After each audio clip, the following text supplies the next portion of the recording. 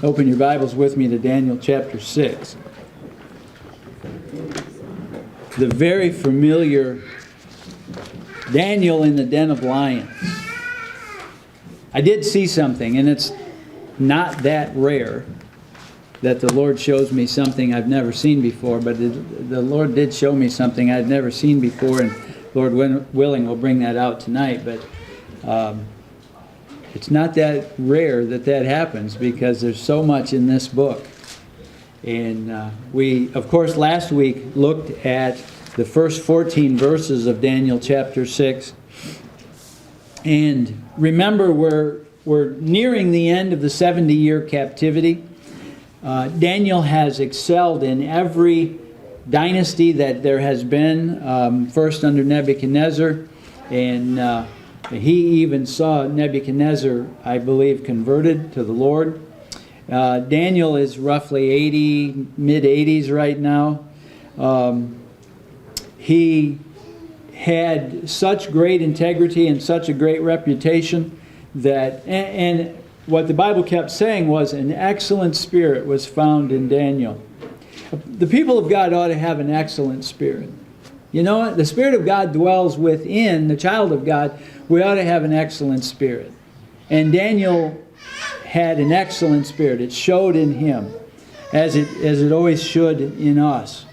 Remember his job, verse 2 of Daniel chapter 6, that the king should have no damage, was the key function of those that the three that were over the 120, and that they reported to the king, and the 120 reported to the three, and their function was that the king should have no damage.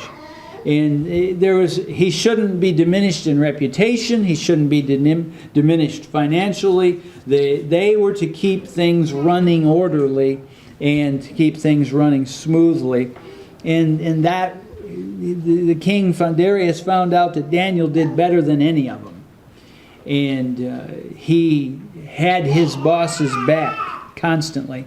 And so Darius raised him, thought to raise him to second in command. Well, that got a lot of noses out of joint, and they set Daniel up. They talked the king into, under false pretenses, by saying, we all agree you ought to do this. Daniel not being a part of we all agree. The king made an edict that no petition could be made of any god nor man except Darius, and the pride of Darius probably got the best of him and said, yeah, that's a great declaration. I think that's a good one. And they knew that was the only way to find fault in Daniel. Because they tried. 122 people tried to find fault in Daniel. That's a lot of scrutiny. And they couldn't find any, and they reasoned among themselves that the only way we can find fault in Daniel is to pit his law, the law of his God, against the king's law, and he'll pick the law of his God, and he'll do that at his own peril. And so they concocted this, and the king writes an edict that is irreversible even by his own pen. And the edict stood, and Daniel bowed 3 times as normal. Of course, we saw in 2 Chronicles 1 why that was. They were instructed to bow if they were in exile. Solomon, during the dedication of the temple, instructed this. And if you find yourself in exile and you can't come to the temple, bow in the direction of. And so Daniel was doing that. And that's found in 2 Chronicles 6. Especially verses 36 through 39. And so the king makes the edict. Daniel goes ahead and prays. He knows the edict is written. He doesn't care. And he puts all those things in the hand of the Lord and bows himself. Well, the others, now we'll begin to pick it up around verse 14, 15. The others all of a sudden say, you know, king, we just happened to see Daniel praying to his God. And we pick that up in verse 13. Then answered they and said before the king that Daniel, which is of the children of captivity of Judah. Now that's meant to be a smear. That's stated with a smeared accent. That was only to put Daniel down. That he's one of those Jews. That Daniel, which was one of the children of the captivity of Judah, regardeth not thee, O king, nor the decree that thou hast signed, but maketh his petition 3 times a day. Then the king, when he heard these words, was sore displeased with himself, and set his heart on Daniel to deliver him. And he labored till the going down of the sun to deliver him. And so that the king trying to save Daniel, keep that in mind. Then these men assembled unto the king and said unto the king, Know, O king, that the law of the Medes and the Persian is, that no decree nor statute which the king establisheth may be changed. Now, this has got to annoy the king. He's already frustrated with himself, and now they come along and they're putting pressure on him and say, now you know, king, I know you're thinking about how you can get out of this, but you know, king, you can't get out of this because the law of the Medes and the Persians can't be changed. And that's just the way that culture was. That's just the way their legal structure worked. And he knows that very well. He doesn't need them to remind him, but they find it necessary to do so just to pressure him. Verse 16, Then the king commanded, and they brought Daniel and cast him in the den of lions. Now the king spake and said unto Daniel, Thy God, whom thou servest continually, he will deliver thee. That's a tremendous amount of confidence for a pagan king in Daniel's God. And the only way that the pagan king has that kind of confidence in Daniel's God is that he's watched Daniel. He's watched Daniel, and he's watched Daniel's confidence in God, and that pagan king has seen how that Daniel has reflected the Lord, how that Daniel has portrayed the Lord, and that how Daniel has served him faithfully, and so on. And that is a tremendous demonstration of Daniel's testimony before the king. Verse 17, And a stone was brought and laid upon the mouth of the den, and the king sealed it with his own signet, and with the signet of his lords, that the purpose might not be changed concerning Daniel. So the king does everything he has to do to fulfill the law. They had to be, whoever violated the law of the king had to be cast into the den of lions. And as the king is trying to come up with a legal loophole to get out of that, the 122 come along and say, now you know, king, you can't. So he does. And a stone was brought, and the mouth of the den of lions was covered, and the king's seal, and so on. Verse 17. Verse 18, the king went to his palace and passed the night fasting.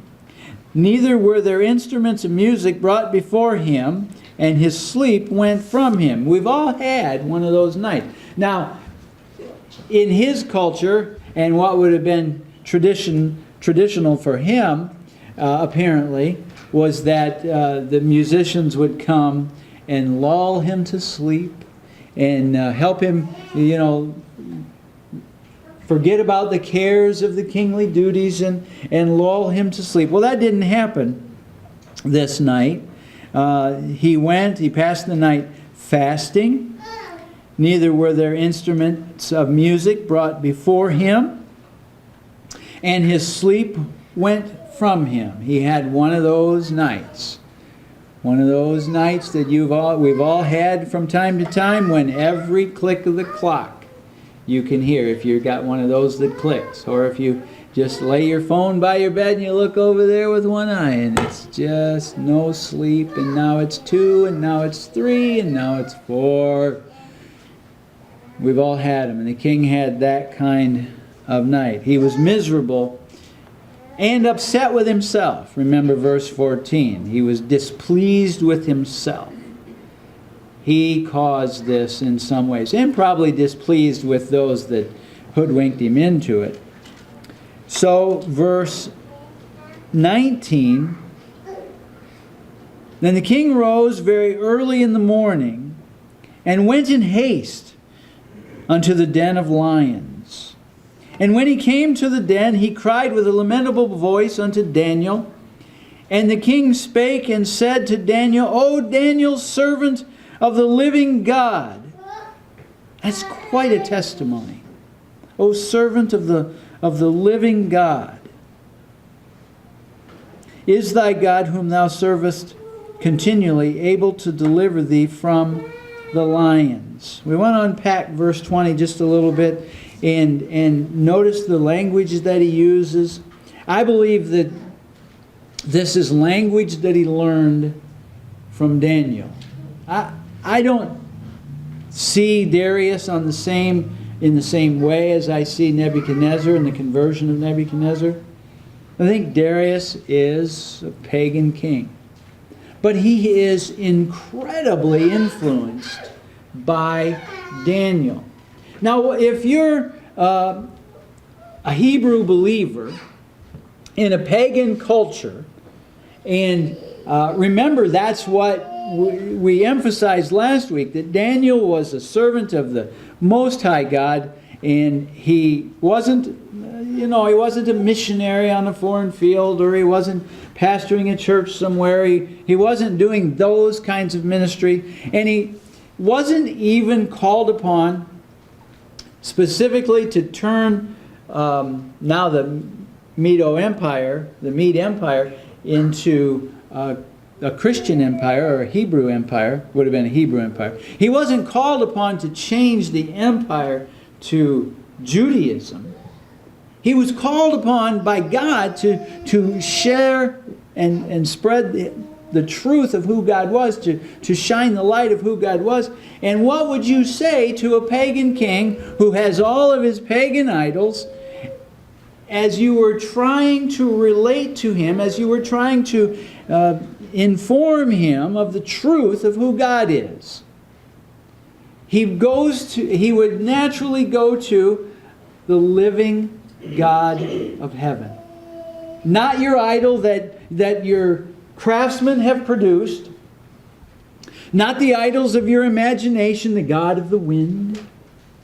Not these idols that are dead, have no hands, have no eyes, have no ears, have no feet. But Daniel would talk to him about a living Lord. A Lord that sees. A Lord that hears. A Lord that can reach down and help. A Lord that can reach down and chastise. A Lord that has full sway. And even when we read Darius's words in a little bit, we're going to very much hear an echo of Nebuchadnezzar's words. Where do you think Darius got that? A different king from a different kingdom from a different time. He got those words from Daniel. And he got, I believe, these words from Daniel.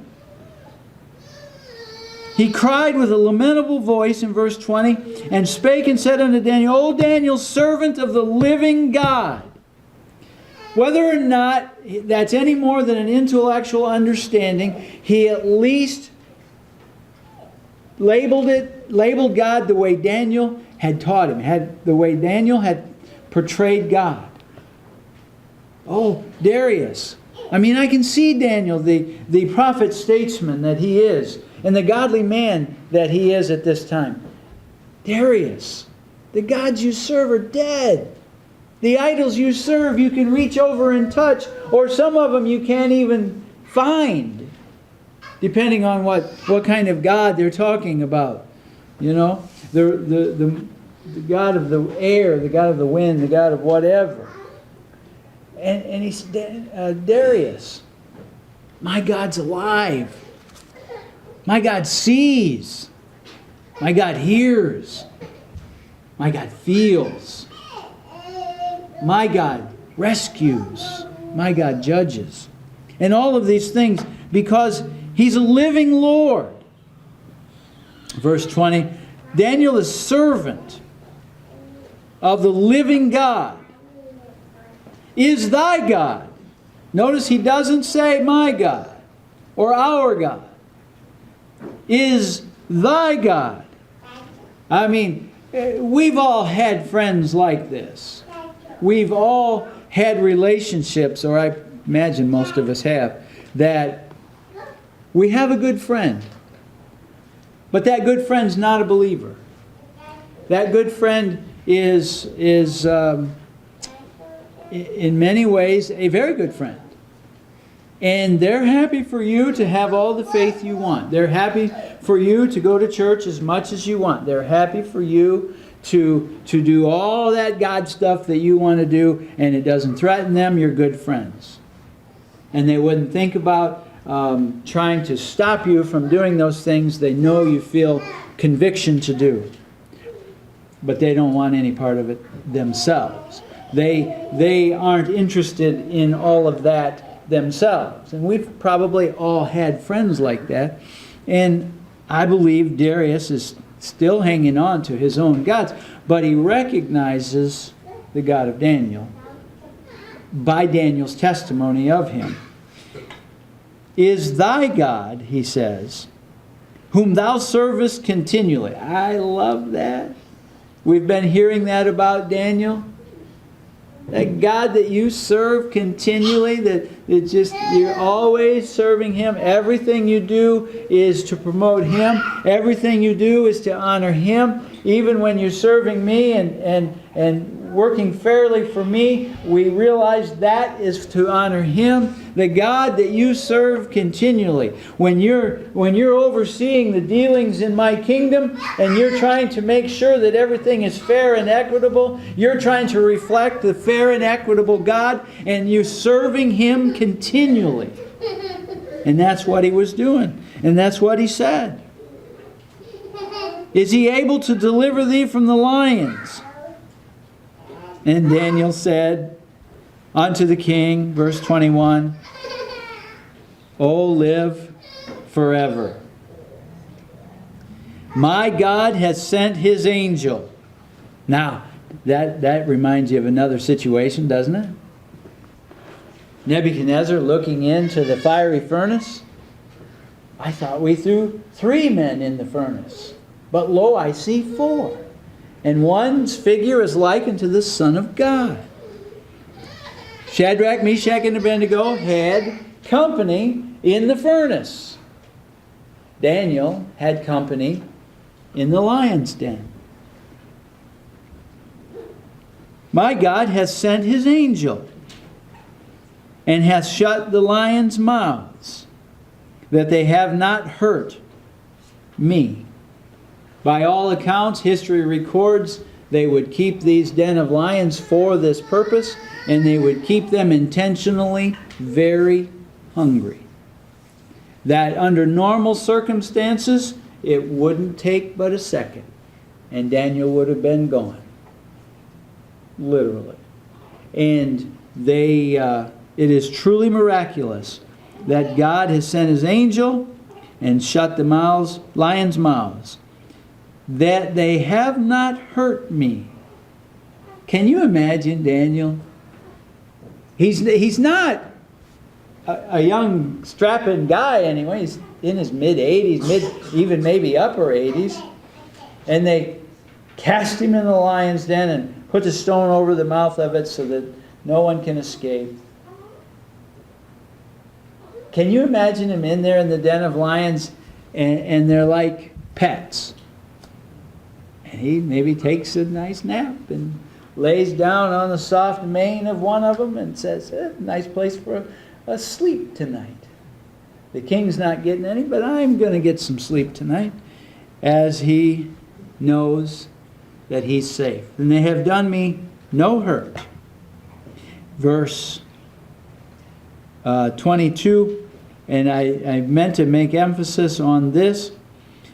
For as much as before him innocency was found in me. So they get to verse 22 in its context. The him is God. My God hath sent his angel and has shut the lions' mouths, that they have not hurt me.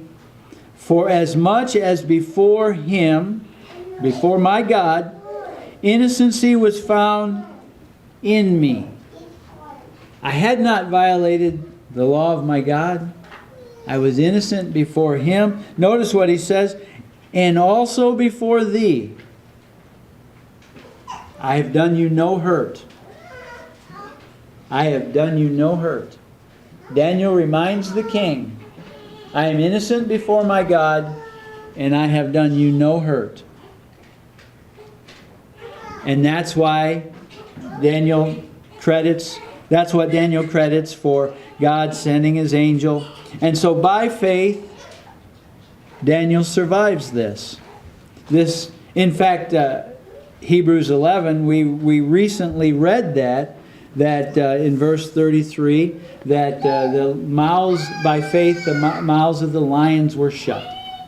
And so Daniel, by faith, survived a night in the den of lions. And that, by his testimony, because innocency was found in me. Verse 23, then was the king exceeding glad for him, and commanded that they should take Daniel up out of the den. Now the law, the edict, didn't say, the unchangeable law that the king signed, didn't say the person had to die. It said they had to be cast into the lion's den, which under normal circumstances would be sure death. So the king's not violating anything here by releasing Daniel. Daniel was thrown into the lion's den. The king's seal was put upon that den, on the stone over the mouth of the den, and the other seals were put there, all to verify the king had kept his word. The king had obeyed the law. Now the fact that Daniel survived this, it's icing on the cake for King Darius, because he was saddened that he had to put in there anyway. So the king was exceeding glad for him, and commanded that they should take Daniel up out of the den.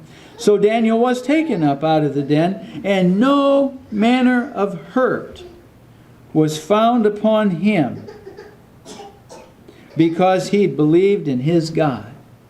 By faith Daniel survived the lion's den.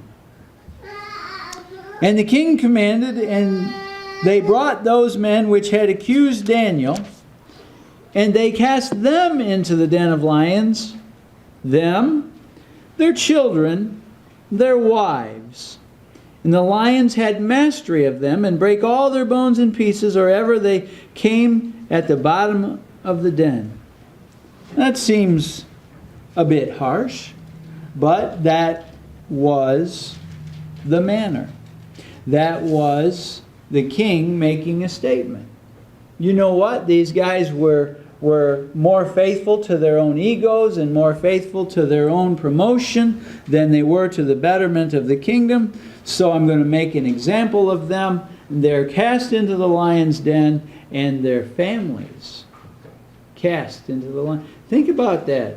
As I understand it, that'd be the 120, and then the 3 over them, the 100, and Daniel being one of those 3. So 122 would be the ones that conspired against him, as I understand it, and their wives and their children. That's a lot of people. And the lions didn't seem to have any problem having mastery of them.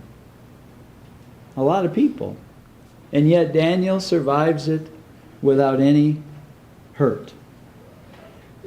Then King Darius wrote unto all the people, nations, and languages.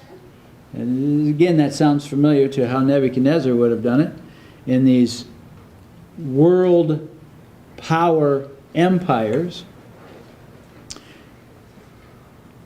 Verse 26, I make a decree that in every dominion of my kingdom men tremble and fear before the God of Daniel. Notice he still calls him the God of Daniel. It doesn't say my God or our God, but it still calls him the God of Daniel. For he is the living God. And again, we dealt with that. I'm sure that's language that Daniel had taught him as he tried to talk with him. And steadfast forever. Steadfast forever. He's not going anywhere. He's permanent. He's not going to be elevated any further. He's already God. He's certainly not going to be taken down. He is steadfast forever. And his kingdom, his kingdom, that which shall not be destroyed. So his kingdom is an everlasting kingdom, according to the edict of the king. The God of Daniel, he has a dominion.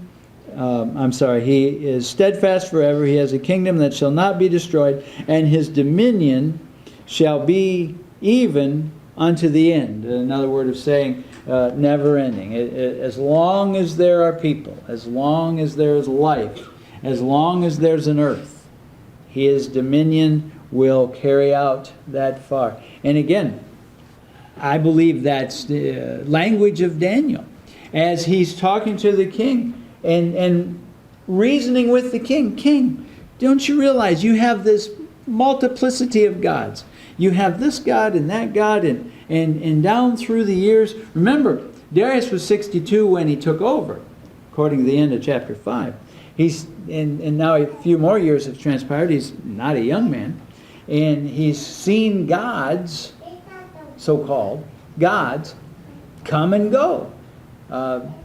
Gods would come in favor and out of favor. People would pitch babies to this God, and it'd be a great year for the crops, and so all of a sudden that's the God everybody wants to serve. And then the next year they would pitch babies to that God, and it would be a horrible crop. And so they didn't want to serve that God anymore. They'll try a different one. Pitch babies in the river. Do something different. There's all kinds of crazy practices among pagan religions. And he could reason with Darius and say, oh, you've seen gods come and go, rise and fall. My God is a living God. And he never changes. And his authority never changes. And his rule never changes. His dominion never changes. And he will be in place forever until the end. And so as Darius is writing this, I hear the voice of David. David is probably second in charge right now. David may be helping him write this. Daniel. I hope I haven't been saying David all. Oh, good. I make a decree that in every dominion of my kingdom men tremble and fear before the God of Daniel. For he is a living God and steadfast forever, and his kingdom that which shall not be destroyed, and his dominion shall be even unto the end. He delivereth and rescueth, and worketh signs. He does miracles. The God of Daniel is a miraculous God. He does signs and wonders in heaven and in earth, and he hath delivered Daniel from the power of the lions. And again, some of this you hear echoes of Nebuchadnezzar's testimony. The common denominator between the two is Daniel. And how that he would portray his God. The God that he served continually and had a good testimony doing it. So, verse 28, so this Daniel prospered in the reign of Darius and in the reign of Cyrus the Persian. Remember, we've been constantly talking about the Medo-Persian Empire, and Darius and Cyrus would have been the kings over the Medo-Persian Empire. Hence the figure with the singular head on top that was Nebuchadnezzar. And then the arms and shoulders of the next section down, and that's the Medo-Persian Empire. And Daniel prospered in the reign of Darius. He was the king of the Medes. And in the reign of Cyrus, the Persians. And the end of chapter 6, and you have to understand this. The end of chapter 6 in essence, will wrap up the focus on Daniel's life. Starting in chapter 7, there's going to be what we would kind of call flashbacks, where he goes back to other times in history, in his history. And from chapter 7 on, the focus isn't Daniel's life anymore. From chapter 1 through 6, the focus is on Daniel. And of course Shadrach, Meshach, and Abednego, and how they got in the condition they were. But primarily Daniel. And from chapter 7 on, the focus is on God's plan for the future and future prophecies given to Daniel, who had that gift. So don't be confused that it seems to be disjointed and out of order. The last half of the book's a different focus. But what I wanted to bring to your attention, and this is what I'd never seen before, there's some very interesting ways, maybe you picked up on it, on how Daniel can easily be a type of Christ. I had never picked up on this, but Daniel's pictured in this book as sinless. Now, we know that he was a man, he was not sinless. But nothing is mentioned in this book, and especially this account of Daniel and the time in prayer before his God that violated the law, and the reason that Darius had to throw him in the lion's den. Even in that, he said, I'm fine, the lions haven't done me any hurt, because God found me in innocency. And I have done you, king, no hurt. So Daniel is pictured, and only as a picture. We know Daniel was a depraved man. We know Daniel was a sinful human being. But Daniel is pictured in this account as sinless. And being not only something else that I really never noticed, that he doesn't, before the lion's den, cry out in his defense. And the Lord is portrayed as sinless and silent as he goes to the cross. He doesn't cry out in his defense. He doesn't go to the cross kicking and screaming, this is not fair, this is not right. Daniel did not go to the lion's den kicking and screaming, this is not fair, this is not right. So a parallel in that he's pictured as sinless and silent. He's falsely accused of crimes that are worthy of death. They were both falsely accused of crimes that were worthy of death. And that by a conspiracy. The Pharisees in Jesus' day had the conspiracy. They even had to pay witnesses to lie. And so we have this innocent one falsely accused of crimes worthy of death and sentenced, I love this one, sentenced to death by a reluctant king. Pilate was a reluctant ruler. He said, I wash my hands of this. Don't you guys, can't I release Barabbas instead? Let's do this differently. No? And so Pilate was a reluctant participant in all of that. And Darius was a reluctant participant in this. He stayed up all night trying to figure out how to get Daniel out of this. So this innocent man, wrongly charged, sentenced to death, and put there by one who was reluctant, didn't want to be in that role, but was in that role. And because of innocence, he was not harmed. Because of innocence, death was not the end. Now the Lord did die. But because he was the sinless and spotless Son of God, and because that his death was satisfactory payment for our sin debt, and it was received of the Father as payment in full, that death was not his end. And so, because of innocence, death was not the end. Both events had an early morning inquiry as to whether or not everything was all right. Now, and both had a stone that had to be rolled away. And the king goes, and of course Daniel is still in there, but he's alive. The ladies go, and some of the apostles get to the tomb, and they find the tomb empty. Jesus had risen just like he said.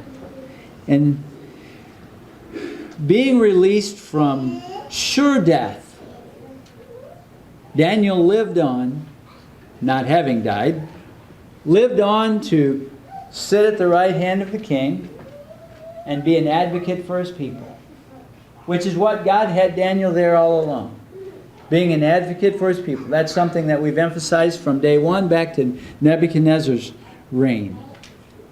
And so Daniel, facing sure death, but because of innocence being released from that sure death, is now regained his ability to be elevated to second in command, sitting at the right hand of the king, and being an advocate to his people. And of course that's what we see the Lord's position as seated at the right hand of God and being an advocate for his people. And so I never seen before out of Daniel chapter 6, Daniel in this account is Daniel a type of Christ. But as the Lord began to show that to me, I began to see more and more as I read that. And so faithfulness that honors God. Daniel had it.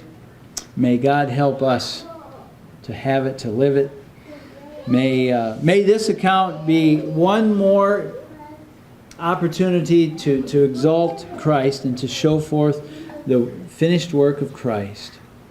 As the human mind struggles to comprehend the work of Christ upon the cross and the details surrounding that, maybe this illustration will help connect some of the dots. Maybe that our human mind, maybe the fact that our human mind can, for the most part, get our head wrapped around what happened to Daniel, and then just project that and expand upon that and see that was a picture of Christ. And in how that he survived, if you will, sure death, to live on, sit at the right hand of the king and represent his people. It is certainly our prayer that you could see the victorious Christ upon the cross and your advocate and your only hope. Trust him today. Believe on him today. Let's stand.